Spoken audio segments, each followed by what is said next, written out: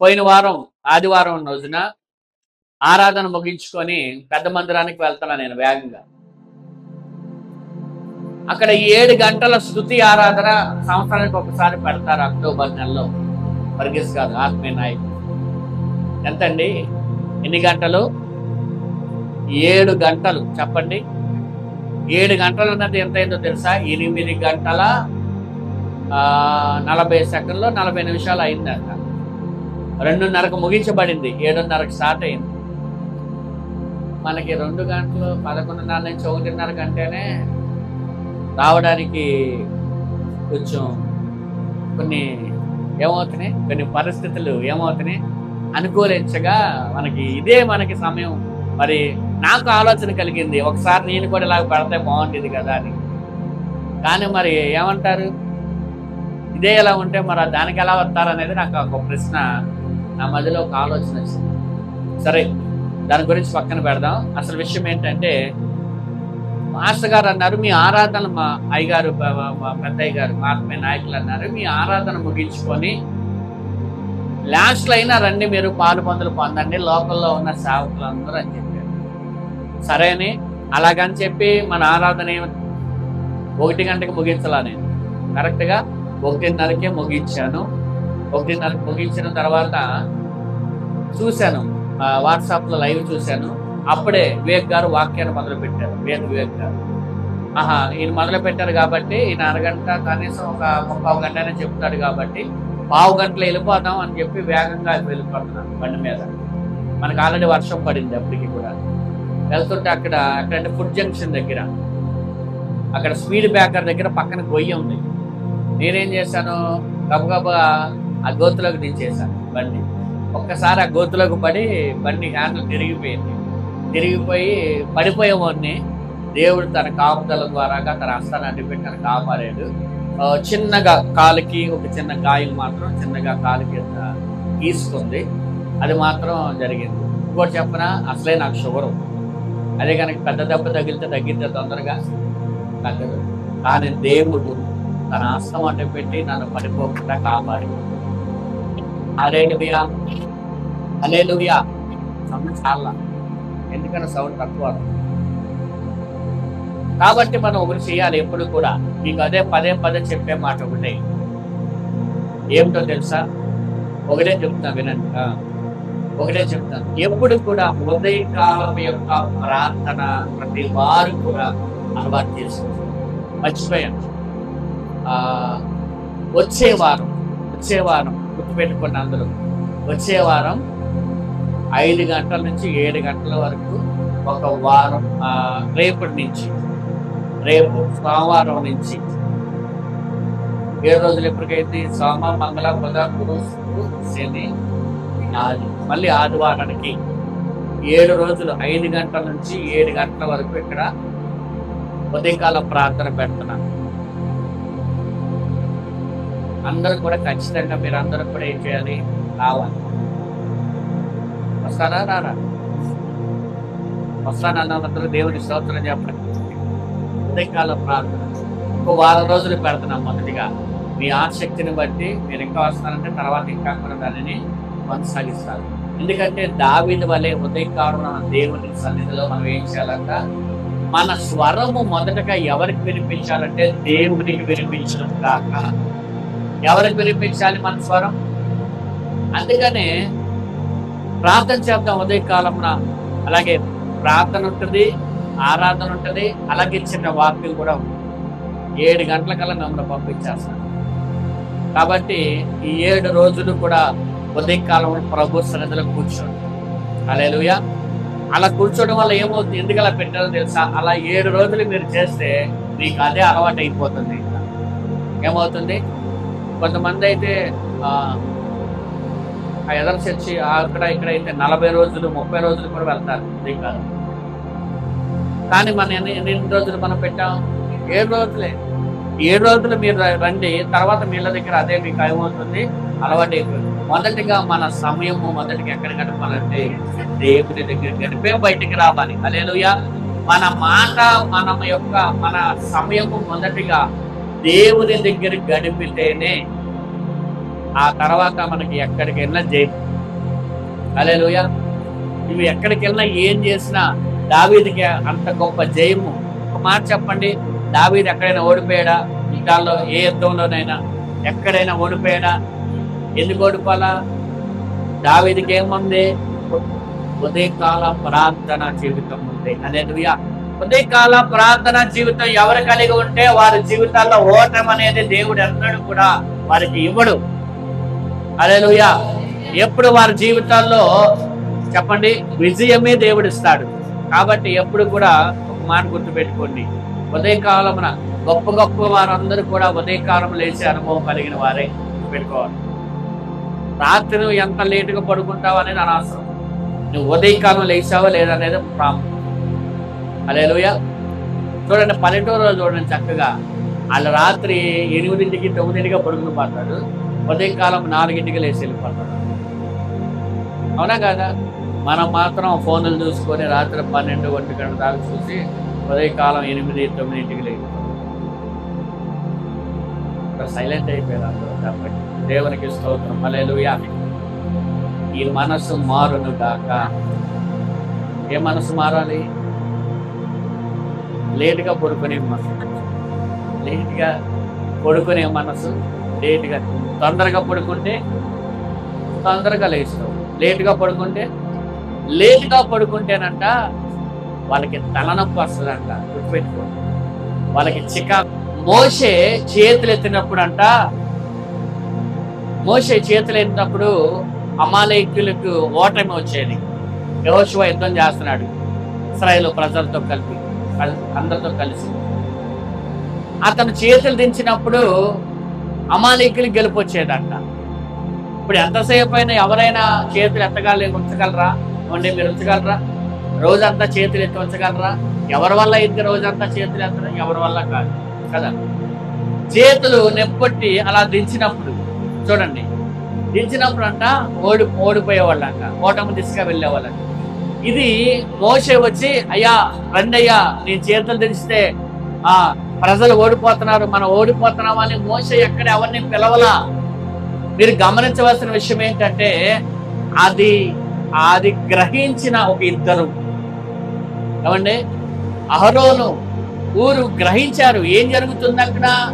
మోషే చేతులు ఎత్తినప్పుడేమో విజయం వస్తుంది, మోషే చేతులు దించినప్పుడేమో అపజయం వస్తుంది. కాబట్టి మనం ఏం చేయాలంటే మోషే చేతులు పట్టుకోవాలి. హల్లెలూయా. మోషే చేతులు పట్టుకోవాలి కాదు, మోషే చేతులను ఆదుకోవాలి. ఏం చేయాలి చెప్పాలి అందరూ కూడా. ఎప్పుడైతే అలాగా రెండవదిగా ఏం చేశారు తెలుసా? మోషే కూర్చోవడానికి ఒక బండ వేశారు. అలాగే వారిద్దరు కూడా చెరో చేయి పట్టుకొని అలా ఉన్నారు. వారి పిల్లలను దేవుడి భవిష్యత్తులో గొప్పగా వాడుకున్నాడు. హల్లెలూయా, హల్లెలూయా, హల్లెలూయా. గుర్తుపెట్టుకోండి, దేవుని పరిసరలో ఉన్న బిడ్డలను దేవుడు గొప్పగా వాడుకుంటాడు. ఇప్పుడు ఎవరైతే తీర్మానం చేసుకున్నారో వారి బిడ్డలు దేవుడు రాబోయే కాలంలో గొప్పగా దేవుడు వారి పిల్లలను వాడుకున్నారుగాక.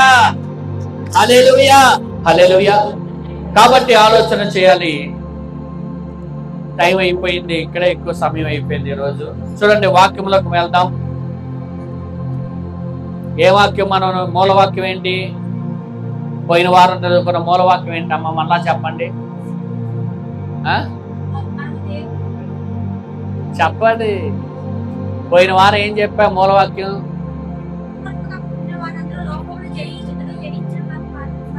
విశ్వాసం, అది మూలవాక్యం.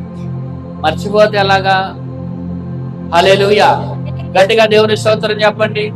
హెబ్రీ పత్రికలో మనం ఉన్నాం. పోయిన వారం అబ్రహాం యొక్క 3 విశ్వాసాలు, విశ్వాసం ద్వారా అబ్రహాము 3 ప్రాముఖ్యమైన అనుభవాల గురించి మనం నేర్చుకున్నాం. ఇప్పుడు మరొక కొంతమంది విశ్వాసాల గురించి వాళ్ళు ఏం చేశారు, విశ్వాసం ద్వారా వాళ్ళు ఏం చేశారు, కొన్ని మాటలు మనం నేర్చుకుందాం. చూడండి వాక్యంలో, హెబ్రీ పత్రిక 11వ అధ్యాయము 20వ వచనం చదువుకుందాం. విశ్వాసమును బట్టి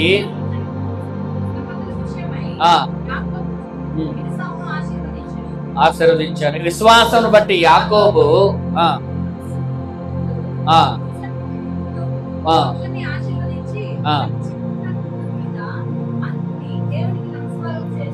తర్వాత యోసేపు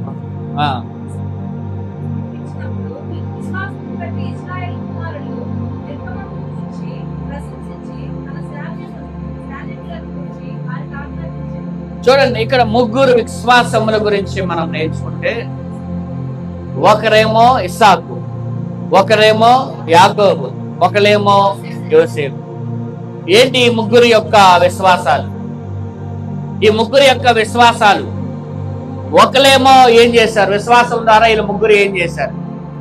మొదటిగా మనం చూస్తే కనుక చెప్పండి, మొదటిగా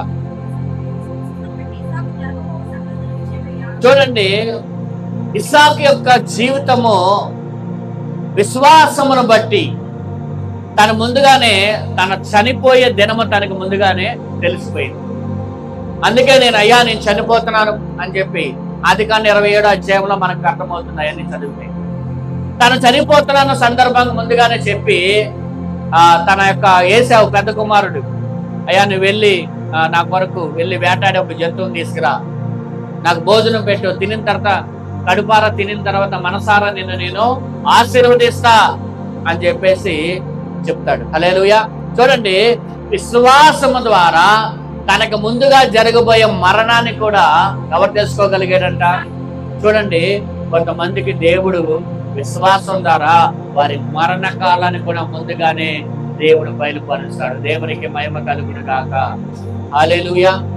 ఏం చేస్తాడంటే దేవుడు చెప్పాలందరూ కూడా, కొంతమందికి ఎవరైతే ప్రభువులో ఎక్కువగా గడుపుతారో, ఎక్కువగా దేవుని సన్నిధిలో సమయాన్ని గడుపుతారో, వాళ్ళకి దేవుడు ఏం చేస్తాడంటే తన మరణ కాలాన్ని కూడా ముందుగానే దేవుడు ఏం చేస్తాడంట తెలియపరుస్తాడు.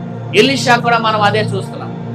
ఎలీషా చనిపోయే ముందు అంటాడు, రాజుగారిని పిలిచి అంటాడు కదా, నువ్వు బాణములై, నువ్వు ఎంత లెక్క బాణం వేస్తే, ఎన్నిసార్లు బాణం వేస్తే అన్నిసార్లు శత్రువుల చేతులోంచి మిమ్మల్ని నేను రక్షిస్తాను. చూడండి, ఎప్పుడు కూడా దేవుడు కొన్ని విషయాలు మనకు ముందుగానే తెలియపరుస్తాడు. మనం ఆదికాండంలోనే ఒక అబ్రహాము జీవితంలో మనం చూస్తే దేవుడు అంటాడు, నా స్నేహితుడిని అబ్రహాముకి ఈ విషయాన్ని నేను దాచెదనా అంటాడు. ఏమంటాడండి? నా వైపు చూడండి అందరూ కూడా, నా స్నేహితుడిని అబ్రహాముకి ఈ విషయాన్ని నేను దాచెదనా అంటే దేవుడు ఏ భవిష్యత్తును ముందుగానే మనకి ఏం జరగబోతుందో కూడా ముందుగానే తెలియజేసే దేవుడే మనం ఆరాధించే దేవుడు. హల్లెలూయా. గట్టిగా దేవుని స్తోత్రం చెప్పండి, ఇంకా బిగ్గరగా దేవుని స్తోత్రం చెప్పండి. భవిష్యత్తులో ఏం జరగబోతుందో, నీ జీవితంలో ఏం జరగబోతుందో నీకు తెలియజేస్తాడు. అలాగే నీ బిడ్డల జీవితంలో ఏం జరగబోతుందో తెలియజేస్తాడు. కొన్ని సంఘటనలు, జరగబోయే సంఘటనలు కూడా దేవుడు తెలియజేస్తాడు. మీరు చూడండి అందరూ కూడా, దావీదుకి ముందుగానే దేవుడు చెప్తున్నాడు, నీ కుమారుడి ద్వారా నీ మందిరాన్ని కట్టించుకుంటా. తర్వాత అంటాడు, నీ కుమారుడు ఒకవేళ మార్గము తప్పిపోతే సౌలు వలె నీ కుమారుని నేను చేయను, కొట్టివేయను, మందలించి మరలా ఏం చేస్తానంటే దారిలో పెడతాను. అది జరగలేదు, అది ఇంకా జరగల.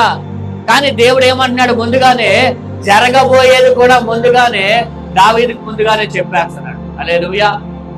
అంటే చూడండి, తన కుమారుడు రాజు అవుతాడు. రాజు అయిన తర్వాత మంచి ఘనత వచ్చింది. తర్వాత కొన్ని పరిస్థితుల వల్ల అతను దారి తప్పిపోతాడు. మరలా అతన్ని సరైన మార్గంలో పెడతాను. ఇవన్నీ కూడా జరగబోయే సంఘటనలన్నీ కూడా ముందుగానే ఎవరికి తెలియజేశాడు? దేవునికి స్తోత్రం కలుగును గాక. ఈ రోజు అక్కడ మేము నేర్చుకున్నాం 16వ కీర్తనలో దావీదుకి దేవుడు ఏం తెలియజేశాడంటే 1000 ఏళ్ల తర్వాత జరగబోయే సంఘటనలు కూడా దేవుడు దావీదుకి తెలియజేశాడు. చూడండి, చివరి వచనం చదవండి, చివరి 2 వచనాలు 16వ అధ్యాయం కీర్తన 16.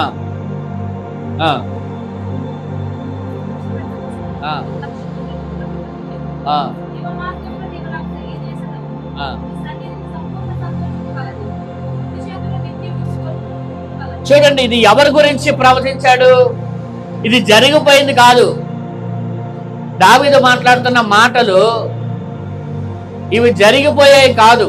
ఇదే మాటని పేతురు చెప్తాడు. చూడండి, అపోస్తుల కార్యం 2వ అధ్యాయం వచనం చెప్పాలి. 25వ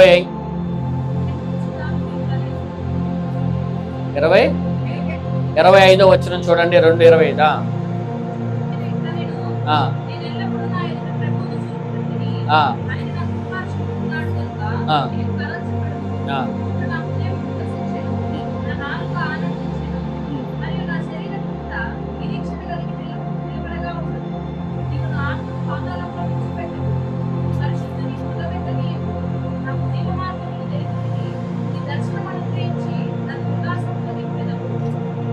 సహోదరులారా, మూల పురుషులకు దావీదుని గురించి నేను మీతో ధారాళంగా, అతడు చనిపోయే సమాధి చేయబడెను. అతని సమాధి నేటి వరకు మన మధ్య, అతడు ప్రవక్త అయి ఉండేను గనుక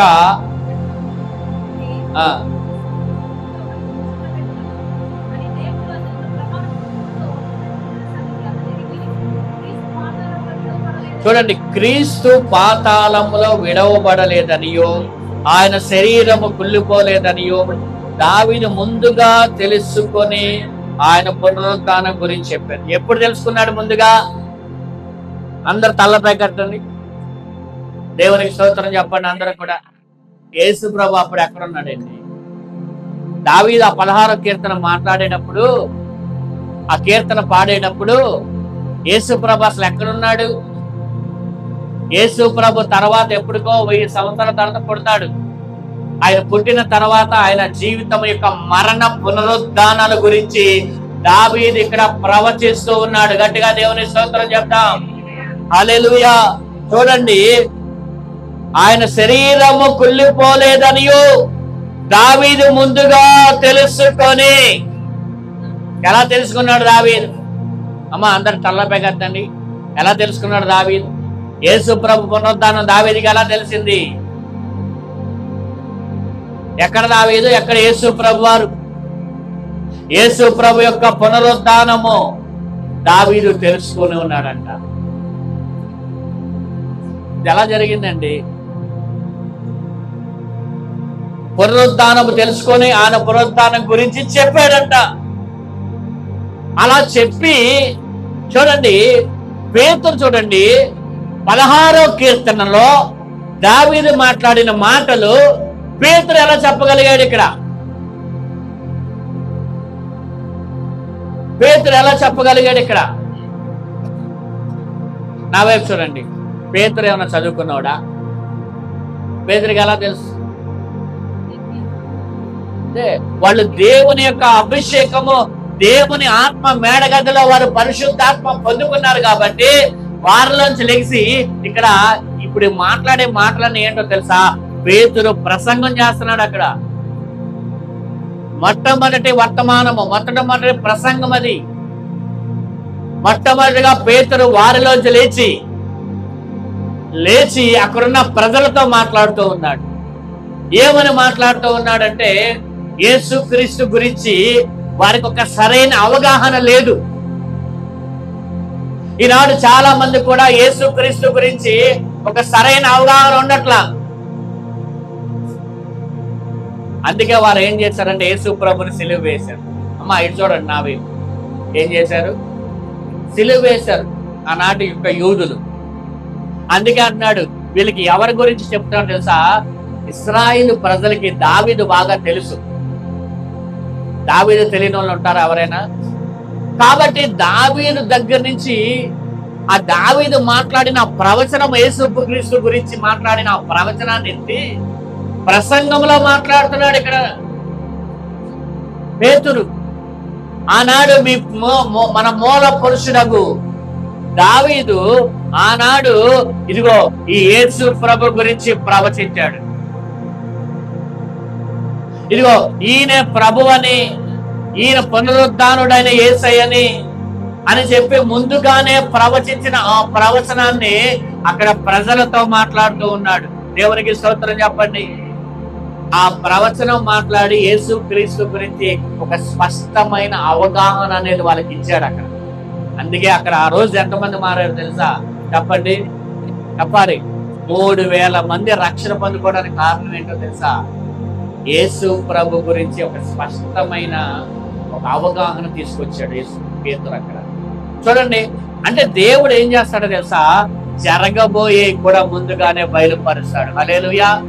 ఈ 3 విషయాలు అంటే ఇప్పుడు మనం చదివిన ఈ 3 భాగాలు, 3 వచనాలు హెబ్రీ పత్రికలో చెప్పండి, ఇస్సాకు కానివ్వండి, యాకోబు కానివ్వండి, చెప్పండి యోసేపు కానివ్వండి, వారి జీవితాల్లో వారికి ముందుగా జరగబోయే ప్రతి సంఘటన దేవుడు వారికి విశ్వాసము ద్వారా బయలుపరిచాడు. గట్టిగా దేవుని స్తోత్రం చెప్పండి. ఇప్పుడు చూడండి, ఇస్సాకు జరగబోయే తన మరణం గురించి ముందుగానే తెలుసుకున్నాడు కాబట్టి వారిద్దరు దీవించడానికి ముందుకు వచ్చాడు కదా. ఇప్పుడు రెండవది ఎవరున్నారు? యాకోబు. యాకోబు చూడండి 49వ ఆదికాండం 49వ అధ్యాయం. ఆదికాండము 49, ఆదికాండము 49లో చూడండి, యాకోబు తన కుమారుని పిలిచి ఇట్లా, నేను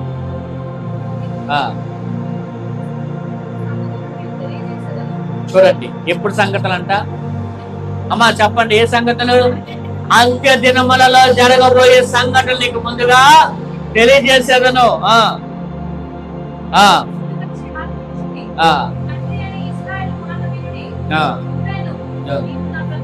చూడండి, అక్కడ 12 గోత్రాల ప్రజల్ని చూడాలి. 12 గోత్రాల ప్రజల యొక్క వాళ్ళు ఎలాగవుతారో భవిష్యత్తులో ముందుగానే యాకోబు చెప్తున్నాడు ప్రార్థన ద్వారా. హల్లెలూయా. ఏం చేస్తున్నాడంటే ముందుగానే యాకోబు చెప్తా ఉన్నాడా లేదా? ముందుగానే వారి జీవితాల్లో చెప్పండి ఏం జరగబోతుందో చెప్తున్నాడు.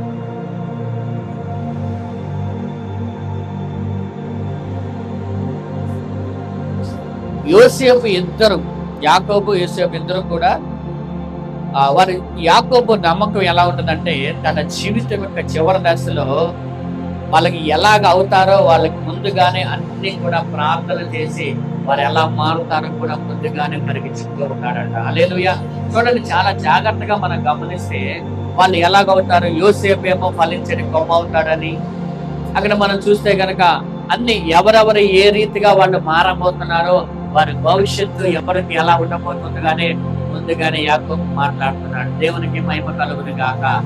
ఎలా తెలుసు యాకోబుకి అన్ని జరగబోయే కాలాల గురించి, ఆ జరగబోయే వాటిని గురించి ఎలా తెలుసు? అక్కడ రాయబడిన మాట ఏంటో తెలుసా? విశ్వాసమును బట్టి. దేనిని బట్టి అంట? విశ్వాసమును బట్టి. ఇస్సాకు వాళ్ళ బిడ్డలిద్దరిని దీవిస్తే విశ్వాసమును బట్టి యాకోబు జరగబోయే 12 మంది యొక్క గోత్రాల వాళ్ళకి ఎవరికి ఎలా జరుగుతుందో ముందుగానే చెప్తూ ఉన్నాడు. 3వ వ్యక్తి ఎవరు చెప్పండి? యోసేపు. చూడండి, యోసేపు ఏం చేశాడు? విశ్వాసమును బట్టి. మనం చూస్తే కనుక వాక్యంలో చూడండి, 50వ ఆదికాండం 50వ అధ్యాయము 24 జాగ్రత్తగా చూడండి వాక్యంలో.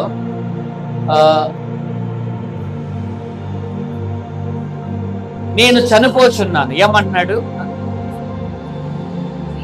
నేను చనిపోచున్నాను, నిశ్చయంగా మిమ్మలను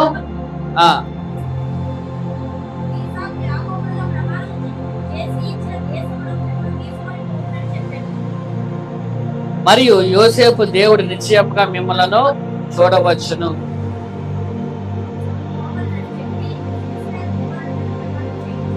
నా వైపు చూడండి అమ్మ, అందరూ చూడాలి. అందరూ ఒకసారి దేవుని స్తోత్రం చెప్పండి. యోసేపు ఐగుప్తులో ఉన్నాడు కదా, ఐగుప్తులో ఉన్నాడు. ఐగుప్తులో ఇశ్రాయేలు ప్రజలు వాళ్ళందరూ ఉన్నారు, వాళ్ళందరూ అన్నదమ్ములు, అందరూ సంతానం అంతా. కానీ చెప్తున్నాడు కదా, నేను చనిపోతాను. నా వైపు చూడండి, నేను చనిపోతాను, కానీ నా ఎముకలను ఎక్కడ తీసుకెళ్ళాలి? చెప్పాలి, కనాను దేశానికి తీసుకెళ్ళాలి. ఇది చూడండి ఒకసారి. ఇప్పుడు యోసేపు చనిపోయిన తర్వాత ఇశ్రాయేలు ప్రజలు బానిసత్వంలోకి వెళ్ళిపోతారు. ఎన్ని సంవత్సరాలు బానిసత్వంలో ఉన్నారమ్మా? 400. మర్చిపోతే ఎలాగా? ఎన్ని సంవత్సరాలు అండి? 400 సంవత్సరాలు ఇశ్రాయేలు ప్రజలు ఐగుప్తు బానిసత్వంలో ఉంటారు. ఆ తర్వాత మోషే ద్వారా తర్వాత మోషే ద్వారా దేవుడు వాళ్ళని బయటికి తీసుకొచ్చి 40 సంవత్సరాలు ప్రయాణం అయిన తర్వాత దేవుడు వారిని ఎక్కడ తీసుకెళ్తాడంట? వాగ్దానం దేశానికి. ఇప్పుడు యోసేపు ఏం చెప్తున్నాడు తెలుసా? నా ఎముకల్ని ఎక్కడ తీసుకెళ్లాలంటే, చూడండి అక్కడ ఏం చెప్తున్నాడంటే, దేవుడు మరలా మిమ్మలను చూడవచ్చును. ఎప్పుడు చూస్తాడు తెలుసా? 400 సంవత్సరాల తర్వాత దేవుడు మరలా మిమ్మల్ని దర్శిస్తాడు. దేవుడు మిమ్మలను ఏం చేస్తాడంట? ఆలోచన చేయండి. ఇదంతా యోసేపు అప్పుడున్నప్పుడు యోసేపు కాలంలో ఏ బానిసత్వం ఇంకా రాలా. యోసేపు చనిపోయిన తర్వాత, ఎప్పుడండి? యోసేపు చనిపోయిన తర్వాత ఇశ్రాయేలు ప్రజలు ఎక్కడికి వెళ్తారు? బానిసత్వంకి వెళ్తారు. అంటే యోసేపు తెలియని ఇంకొక ఫరో రాజు అవుతాడు.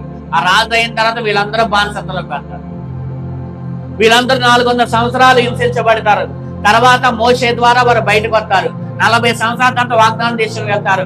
ఆ వాగ్దాన దేశంలోకి నా ఎముకలను మీరు తీసుకెళ్ళండి అని ముందుగానే ఇక్కడ చెప్తున్నాడు. చదవండి ఆ వచ్చిన యోసేపు ఏమన్నాడు అసలు?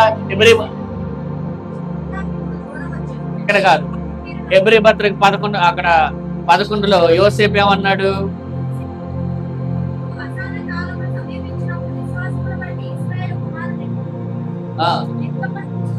నిర్గమము గురించి, అంటే వాళ్ళ యొక్క అరణ్య ప్రయాణము గురించి. సన్యములు అంటే ఏంటి? ఎముకలు. చెప్పండి ఏంటండి?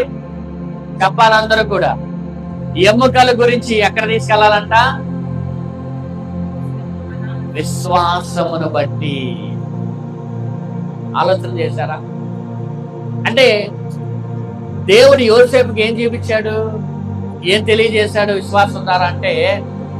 అతని మరణము, ఆ తర్వాత ఇశ్రాయేలు ప్రజల యొక్క బానిసత్వము, తర్వాత వాళ్ళ విడుదల, తర్వాత వాళ్ళు నిర్గమకాండంలో అరణ్య ప్రయాణము, ఇవన్నీ తర్వాత మళ్ళీ వాగ్దాన దేశానికి దేవుడు వాళ్ళు తీసుకెళ్దాం, ఇవన్నీ ముందుగానే యోసేపుకి దేవుడు తెలియజేశాడు. అందుకని ఆ మాట మాట్లాడు. వీళ్ళ ముగ్గురిని చూసండి, ముగ్గురిని ఎంతో చదివించానో తెలుసా? వారి ముగ్గురి యొక్క జీవితాల్లో విశ్వాసం బట్టి ముందుగా జరగబోయే సంఘటనలు దేవుడు ముందుగానే బయలుపరిచాడు. గట్టిగా దేవునికి స్తోత్రం చెప్పండి. కొత్త నిబంధనలు కూడా బయలుపరిచిన ఒక దేవుని బిడ్డ పేరు చెప్పండి. మీకు తెలుసు ఆ వ్యక్తి? ఇప్పుడు నేను చెప్పిన ముగ్గురు ఉన్నారు కదా, యాకోబు, ఇస్సాకు, చెప్పండి, యోసేపు. వీళ్ళ ముగ్గురికి దేవుడు ఏం చేశాడు? విశ్వాసమును బట్టి ముందుగానే మరి భవిష్యత్తులో జరగబోయే కొన్ని సంఘటనలు దేవుడు ముందుగానే తెలియజేశాడు. ఎవరు? అవునా కాదు? ఇప్పుడు ఇంకా జరగలేని కూడా ప్రకటన గ్రంథంలో ఉన్నాయని జరిగిపోయినాయా? లేదు, ఇంకా అవి ఇంకా జరగవలసి ఉన్నాయి రాబోయే కాలంలో. గట్టిగా దేవుని స్తోత్రం చెప్తాం. జరగబోయే సంఘటనలు ముందుగానే తన ఆత్మ పూటైన తర్వాత అన్ని తీసుకువెళ్ళాడంట దేవుడు. ఎక్కడికి? పరలోకం తీసుకువెళ్ళి అక్కడ సమస్తం జరగబోయని చూపించి రాయించాడు. గట్టిగా దేవుని స్తోత్రం చెప్పండి. అంటే దీన్ని బట్టి ఏమర్థమవుతుందంటే, దేవుడు మనలో మన విశ్వాసమును బట్టి మన జీవితాల్లో ముందుగా జరగబోయే కూడా దేవుడు తెలియజేస్తాడు. హల్లెలూయా. ఏం చేస్తాడండి? దేని ద్వారా? చెప్పండి, దేని ద్వారా? చూడండి, మూడవదిగా మనం చూస్తాం. ఇప్పుడు 3 రకాలైన విశ్వాసాల గురించి మనం నేర్చుకున్నాం కదా. తర్వాత మాట మనం చూద్దాం. చూడండి, మోషే దగ్గరికి వెళ్దాం. హల్లెలూయా. గట్టిగా దేవుని స్తోత్రం చెప్దాం. చూడండి, ఇక్కడ విశ్వాసమును బట్టి ఏం చేశారంట వాళ్ళు? రాజాజ్ఞకి భయపడక, చెప్పండి అందరూ కూడా, మోషేని తన ఇంటిలో 3 నెలలు, ఎన్ని నెలలు? 3 మాసములు అన్నాడు. అంటే 3 నెలలు ఏం చేశాడంట? విశ్వాసమును బట్టి ఏం చేశారంట? రాజాజ్ఞకి భయపడలేదు. హల్లెలూయా. ఈరోజు దేవుడు అంటాడు, విశ్వాసము నీలో ఉంటే నువ్వు ఎవరికి భయపడాల్సిన పని లేదు. ఏంటంట? విశ్వాసము నీలో ఉంటే, వారు దేవుని నమ్మారు కాబట్టి రాజుకు భయపడలా. అందరు చూడాలి, కొంతమందికి ప్రతిదానికి భయమే, ప్రతి విషయాల్లో భయమే. ఏమండి, ప్రతి విషయంలోనూ భయపడతా ఉంటారు. అక్కడ ఒక శాస్త్రం వచ్చింది, ఏంటో తెలుసా? ఐగుప్తులో ఇశ్రాయేలు ప్రజలు పెరిగిపోతున్నారని, ఇశ్రాయేలు ప్రజలు ఎక్కువైపోతున్నారని ఒక ఆజ్ఞ జారీ చేయబడింది. ఆజ్ఞ ఏంటంటే, ఎవరైతే ఇశ్రాయేలు పిల్లలకు మగ పిల్లలు పడతారో వాళ్ళందరినీ చంపేయండి, వాళ్ళందరూ చంపబడాలి. వారు తెలియజేయాలి, మగ పిల్లలు పుట్టినోళ్ళు తెలియజేయాలి. ఎవరికి? ప్రభుత్వానికి. లేకపోతే ఆ కుటుంబం అంతటికి కూడా మరణమే. ఇదే ఒక్క ఆజ్ఞ మళ్ళా యేసు ప్రభు కాలంలో వచ్చింది. మళ్ళా ఏ రోజు రాజు కూడా అన్నాడు, ఎవరైతే మగ పిల్లలు పుడతారో వాళ్ళందరినీ ఏం చేయాలన్నాడు. ఎవరు చెప్పిన దాన్ని బట్టి? వీళ్ళు జ్ఞానులు ఉన్నారే, జ్ఞానులు వెళ్ళి రాజు దగ్గరికి వెళ్ళి అన్ని చెప్పేశారు. అప్పుడు రాజు భయపడిపోయి ఇంకా మగ పిల్లలందరినీ కూడా చంపేయండి అంటే అలాగా ఒక ఆజ్ఞ వచ్చింది. ఇప్పుడు గనక మోషే పుట్టాడు, ఇప్పుడు గనక చెప్పకపోతే వీళ్ళ కుటుంబానికి కూడా మరణమా కాదా అండి? బిడ్డని ఎలా దాయగలుగుతారు? ఏడుపు అనేది వినబడదా? వినబడదా చెప్పండి? వినబడితే కదా, మరి ఎలా దాయగలుగుతారు? ఒకవేళ తెలిస్తే రాజుగారు మమ్మల్ని చంపేస్తారు కదా అని ఒక భయం ప్రతి వారికి ఉంది ఆ కాలంలో. కానీ ఇక్కడ చెప్పబడిన మాట ఏంటంటే, దేవుని మీద విశ్వాసంతో, ఎవరి మీద విశ్వాసంతో? దేవుని మీద విశ్వాసంతో రాజుగారు చెప్పిన ఆజ్ఞకు వారు భయపడలేదు. రాజుగారు ఇచ్చిన ఆజ్ఞకు వీళ్ళు ఏమవ్వాలా? భయపడాలా. దేనిని బట్టి భయపడలేదంట? దేవుని మీద ఉన్న విశ్వాసమును బట్టి. ఈ రోజు దేవుడు నీతో మాట్లాడుతున్నాడు. నువ్వు ఏ విషయంలో భయపడుతున్నావు దేవుని బిడ్డ? ఒకవేళ నువ్వు భయపడితే, నువ్వు దేవుని మీద విశ్వాసం నీలో లేదంటే, దేవుని మీద విశ్వాసం నీలో లేదంటే, ఒకవేళ నువ్వు దేవుని మీద విశ్వాసం నీలో ఉంటే, ఈ రోజు ప్రభు అంటున్నాడు, నా మీద నీకు విశ్వాసం ఉంటే నువ్వు ఏ విషయంలో భయపడాల్సిన పని లేదు. నువ్వు ఏ విషయంలో భయపడాల్సిన పని లేదు. ఎందుకంటే ఆయన నీ ప్రభువుగా ఉన్నాడు కాబట్టి. దావీదు ఏమంటున్నాడు ఇందాక? ఆయన నాకు ప్రభువుగా ఉన్నాడు కాబట్టి ఆయన నాకేం కలిగిస్తాడంట? ఏం కలిగిస్తాడు? క్షేమాధారము కలిగిస్తాడు ఆయనే. అసలు ప్రభువుగా ఉన్నాడంటే అర్థం ఏంటండి? ప్రభు అంటే ఎవరు? రాజు. ఎవరండి ప్రభు అంటే? మామూలుగా లోకంలో ప్రభు అని ఎవరిని అంటారు? రాజులను అంటారు. ఒక మంచి రాజు యొక్క విధానం ఎలా ఉంటుందంటే, ప్రజలను మంచిగా పరిపాలించాలి, వారికి కావాల్సినవన్నీ కూడా సమృద్ధిగా వారికి దయచేయాలి, శత్రు యొక్క రాజ్యముల నుంచి తన ప్రజలకు రక్షణ కల్పించాలి, అక్కడ ఏమైనా జరిగితే న్యాయము తీర్చాలి. ఇది ప్రభు యొక్క పరిపాలన. అవునా కాదా? చెప్పండి. ప్రభు అంతేగా. రాజుల పరిపాలన ఏం చేస్తారు? మంచిగా పరిపాలించాలి. అంటే ఎలా ఉండాలి? మంచిగా వాళ్ళకి ఏ లోటు లేకుండా వారిని చూసుకోవాలి. శత్రువులు ఎవరైనా రాజ్యం మీదకి వస్తే వీళ్ళు కాపాడతారు సైనికులు పట్టుకొని. అలాగే ఏదైనా గొడవలు జరిగితే, ఎవరికి మధ్య వివాదాలు జరిగితే న్యాయం తీరుస్తారు. ఎవరికైనా అన్యాయం జరిగితే ఎక్కడికి వెళ్తారు? రాజుగారి దగ్గరికి వెళ్ళి ఫిర్యాదు చేయాలి. ఎవరైనా నేరం చేస్తే వాళ్ళని తీసుకెళ్ళి అక్కడికి శిక్షించాలి. ఇది రాజుగారు చేసే పని. ఇప్పుడు దావీదు ఏమంటున్నాడు? ఆయన నాకు ప్రభువుగా ఉన్నాడు. ఈరోజు చెప్పగలవా అమ్మా? చూడండి అందరూ, యేసయ్య నాకు ప్రభువుగా ఉన్నాడు. చెప్పండి, యేసయ్య నీకు ప్రభువుగా ఉన్నాడు. చెప్పండి ఏంటంట? యేసయ్య ఆయన నాకు ప్రభువుగా ఉంటే నా కొరతలన్నిటిని ఎవరు తీరుస్తారు? యేసయ్య తీర్చను కాక. హల్లెలూయా. ఏ శత్రువు కూడా, చూడండి ఇంకో మాట మీకు చూపిస్తాను. ఒక మాట,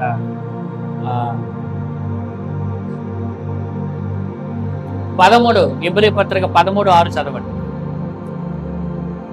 ఎబ్రీ పత్రిక 13:6.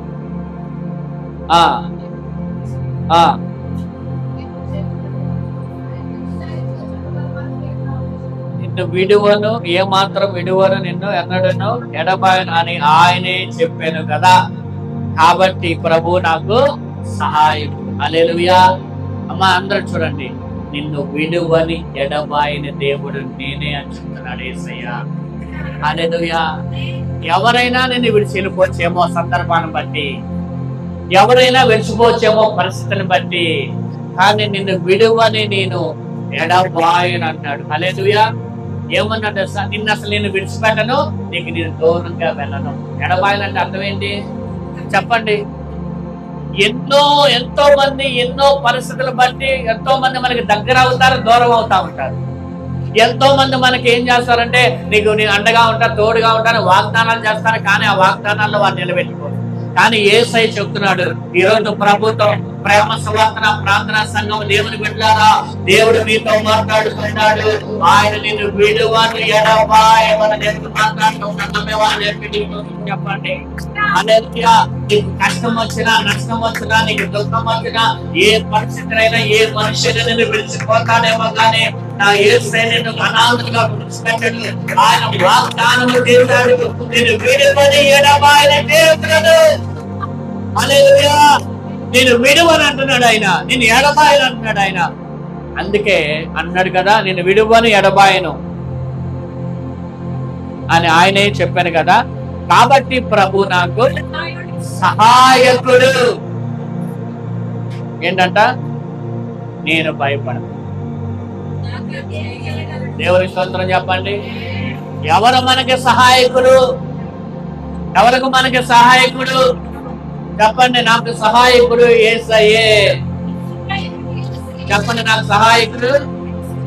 నీకు ఏ అవసరం వచ్చినా నీకు సహాయం చేసేవాడు ఎవరు? ఆయన సమీపముగా ఉంటాడు. ఎవరికి? నిజముగా మొదలుపెట్టే వారికి ఆయన సమీపముగా ఉన్నవాడు. ఎవరు నీకు అందుబాటులో లేరా? ఎవరు నీకు సహాయం చేసేవాళ్ళు లేరా? ఆయన అంటాడు, నేనున్నా నీకు సమీపంగా, నేనున్నా నీకు సహాయం చేయడానికి, నువ్వు భయపడమాట. హల్లెలూయా. అందుకే అంటున్నాడు అక్కడ, ఏమంటున్నాడంటే ఇంకా నువ్వు కాబట్టి ప్రభు నాకు సహాయకుడు, నేను భయపడను, నన్ను మాత్రం నాకేమి. మోసే తల్లిదండ్రులు కూడా అలాగే అనుకో, ఈ రాజు నన్ను ఏం చేస్తాడు? ఈ రాజు మమ్మల్ని ఏం చేస్తాడు? నాకు మా దేవుడి మీద నమ్మకం ఉంది. ఈరోజు దేవుని మీద నమ్మకం ఉంది. అసలు విశ్వాసం అంటే దాని నిర్వచనమైన అర్థం ఏంటి? నమ్మకం. చెప్పండి చెప్పండి, విశ్వాసం అంటే ఏంటి? నీ దేవుని మీద నీకు నమ్మకం ఉన్నప్పుడు నువ్వు ఎందుకు భయపడాలా? నీ దేవుని మీద నీకు నమ్మకం ఉన్నప్పుడు నువ్వు ఎందుకు కలవరం పడాలా? నీ దేవుని మీద నమ్మకం ఉన్నప్పుడు నువ్వు ఎందుకు గురికిపోవాలా? నీ దేవుడు చేతకానివాడా? నీ దేవుడు నేను రక్షించలేడా?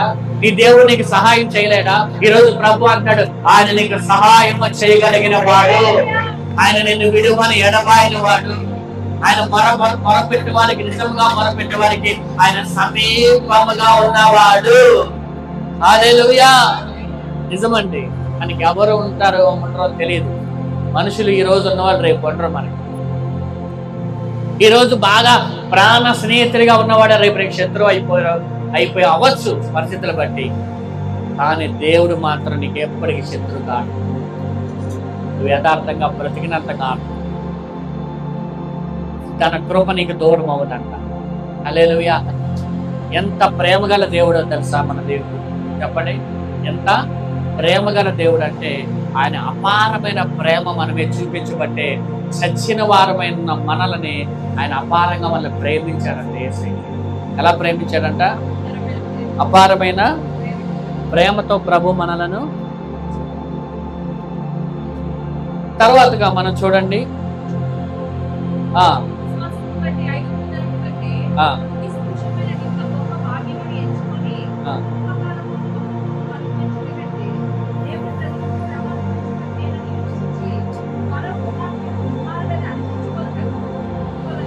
చాలండి. ఇప్పుడు ఆ వచనానికి ముందు దేవుడు మనల్ని ఎంతగా ప్రేమించాడో ఒక వచనాన్ని మనం నేర్చుకున్నాం. ఆ వచనాన్ని మీకు నేను చూపిస్తా. చూడండి, ఎఫెసీ పత్రిక 2వ అధ్యాయంలో 4 నుంచి చదవండి ఎవరైనా. ఆయనను చదవండి.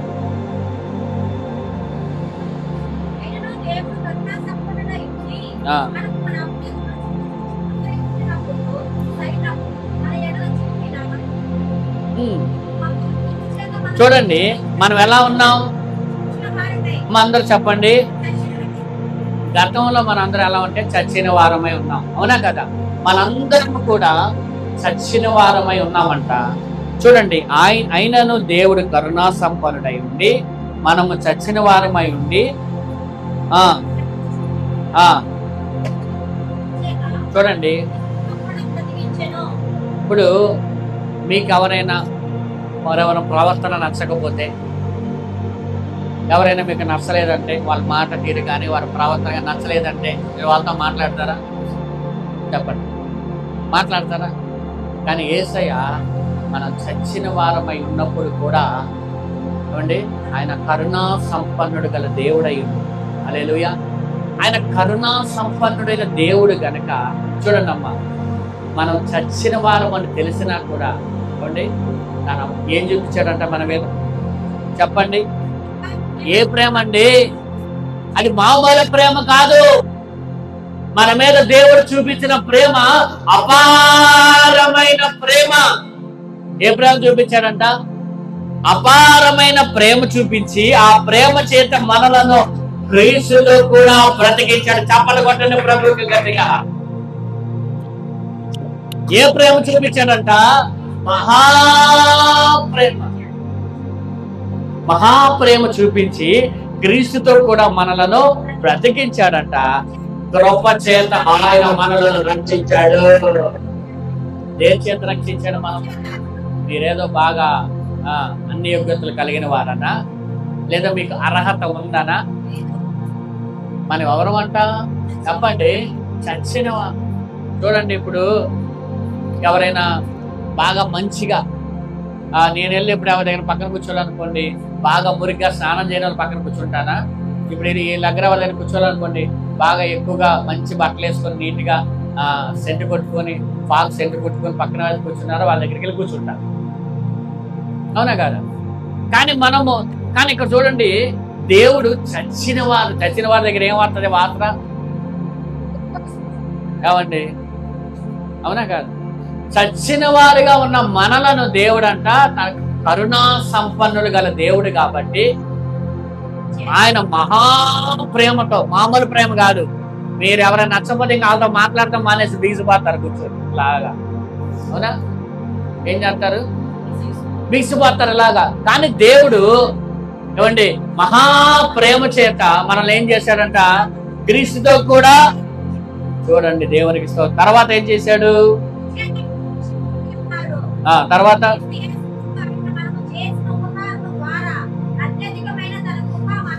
క్రీస్తు యేసునందు ఆయన మనకు ఏం చేశారంటే ఉపకారం చేశారంట. గట్టిగా కాక అందుకే పాడాడు భక్తుడు.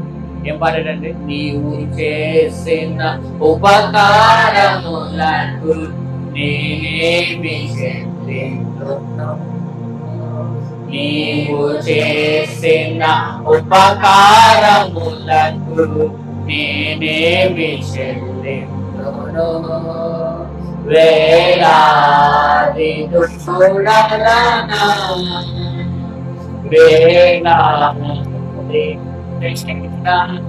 వేలాది వేలాది వేలాది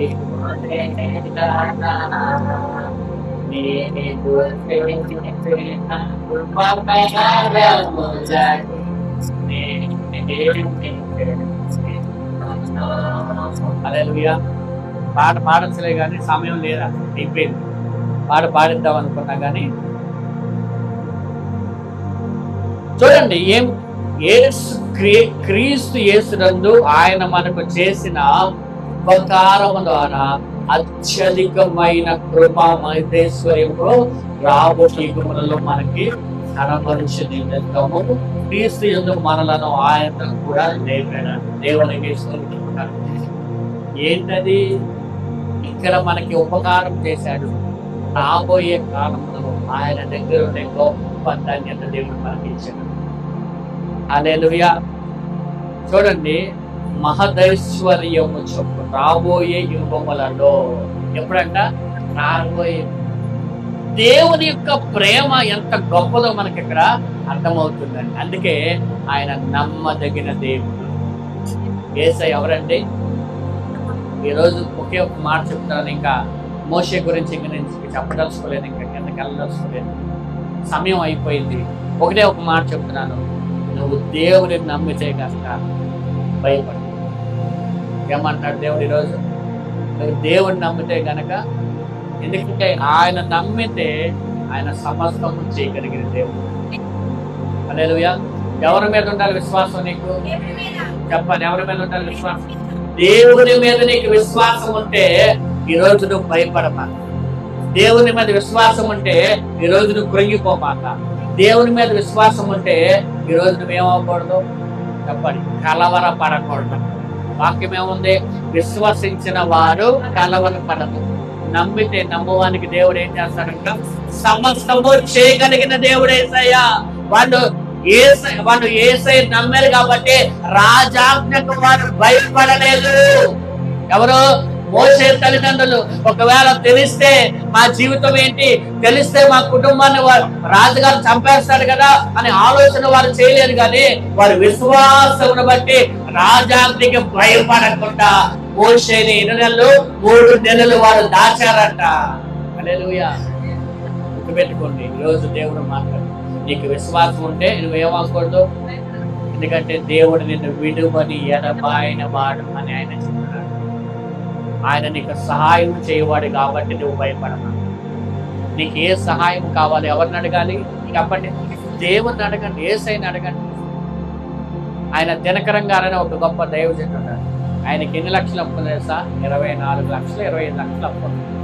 25 లక్షలు అంట. 25 లక్షలు అప్పు ఉందని ఎవరిని అడగకుండా ప్రార్థన చేశాడంట. ఒకరోజు ఎవరో ఒక అతను వచ్చి డోర్ తెరిచి ఆయనకి డబ్బులు ఇచ్చి వెళ్ళిపోయాడు. సాక్ష్యం అంటే జరిగిన సాక్ష్యం. ఎంత ఇచ్చాడంట? 25 లక్షలు. 1 రూపాయి కాదు, 2 రూపాయలు. ఎవరు ఇస్తారు? కుటుంబం తెలియని ఒక వ్యక్తి ఇచ్చి వెళ్ళిపోయాడు. దేవుడే ఆ వ్యక్తిని పంపించాడు. దైవజనుడు. హల్లెలూయా. దేవుడు ఏదైనా చేయగలిగిన నమ్మదగిన దేవుడు. హల్లెలూయా. కాబట్టి ఈరోజు మనం నేర్చుకున్న మాట, నీకు విశ్వాసం ఉంటే దేవుని మీద నువ్వు కృంగిపోకు. నీకు విశ్వాసం ఉంటే నువ్వు భయపడమాక. నీకు విశ్వాసం ఉంటే నీకు వచ్చే పరిస్థితులను బట్టి నువ్వు కలవరపడకు. కలవరపడితే నీకేం లేనట్టు. కాబట్టి ఆలోచన చేయండి. ఈరోజు విశ్వాసం బట్టి మోషే తల్లిదండ్రులు, విశ్వాసం బట్టి యాకోబు, విశ్వాసం బట్టి చెప్పండి యోసేపు, విశ్వాసం బట్టి ఇస్సాకు, జరగబోయే వారి భవిష్యత్తులో ఏమంటే వారి బిడ్డల విషయాల్లో జరగబోయేది కూడా వాళ్ళు చూడగలిగారు. దేవుడు మనకు కూడా అటువంటి కృపనిచ్చును గాక. ఈ సమయంలో